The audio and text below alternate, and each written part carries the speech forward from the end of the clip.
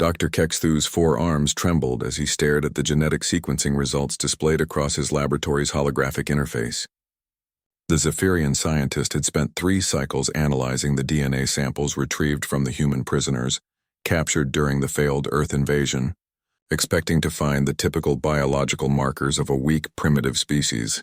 Instead, he had discovered something that made his chitinous exoskeleton quiver, with equal parts terror and fascination. "Commander Veltar," Kexthu's voice cracked through the communication array. "You must see this immediately." The towering military leader materialized in the lab within moments, his 6 eyes narrowing as he observed his chief geneticist's obvious distress. "What have you found, Doctor? Please tell me these humans harbor some exploitable weakness we can use in our next assault." Kexthu's primary manipulator gestured toward the swirling double helix projection floating between them. "Commander, we have gravely underestimated this species.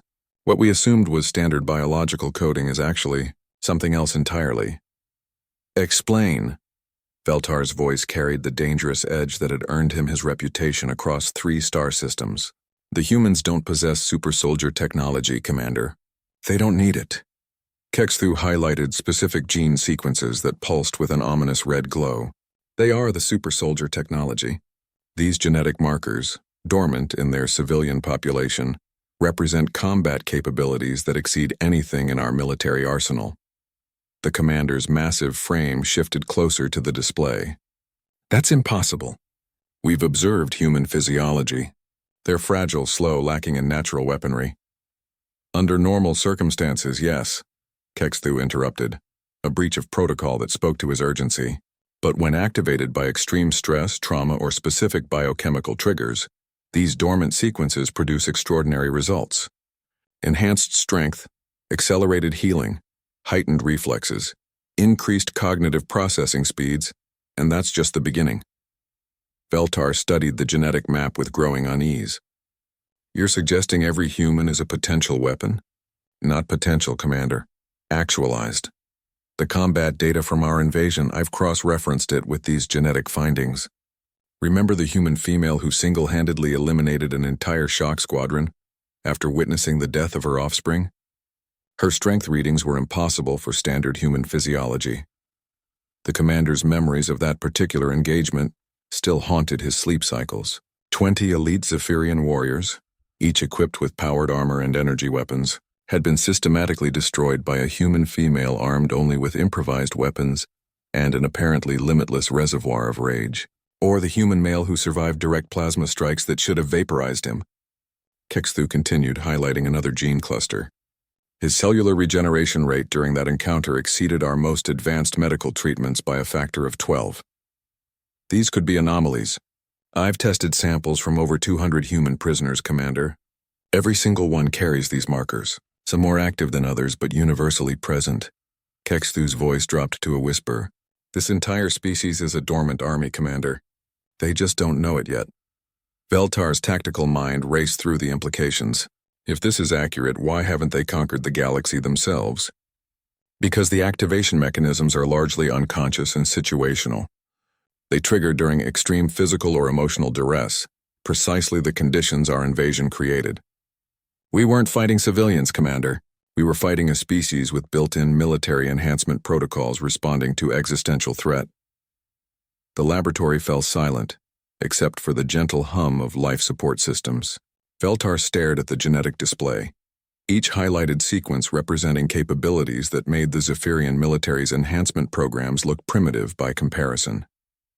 "There's more," Kexthu continued reluctantly. "The humans appear to have additional dormant sequences that I cannot fully decode.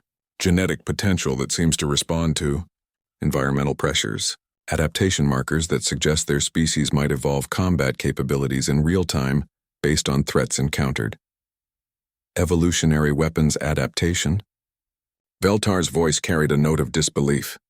"The preliminary data suggests that possibility. Commander, if humanity ever discovers these capabilities and learns to activate them deliberately..." Kexthu let the implications hang in the air. The commander turned away from the display, his military bearings showing cracks of uncertainty for the first time in his career. "Recommendation, Doctor? Immediate withdrawal from all human territories. classification of humanity as a classed out and extinction level threat. Complete communication blackout to prevent them from learning what we've discovered. Kexthu paused. And pray to the old ones that they never figure out what they really are. Veltar's claws drummed against his armor as he processed the information.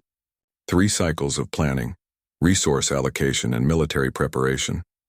All based on the assumption that humanity was another easily conquered primitive world.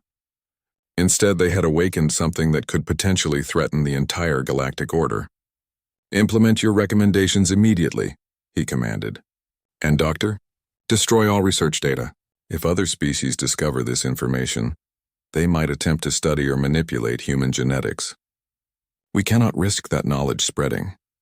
As Kexthu began purging the laboratory databases, Veltar took one final look at the genetic display. Somewhere in that innocent-looking double helix lay the blueprint for the most dangerous species the galaxy had ever produced. And they didn't even know it. The Zephyrian fleet withdrew from the Sol system within the solar day, their retreat disguised as a tactical repositioning. In the classified military archives, humanity was quietly reclassified from primitive conquest target to apex extinction threat, avoid at all costs. On Earth, humans continued their daily lives, unaware that hidden within their very DNA lay the potential to become the galaxy's most formidable force, a Supersoldier formula written by evolution itself, waiting for the right moment to awaken.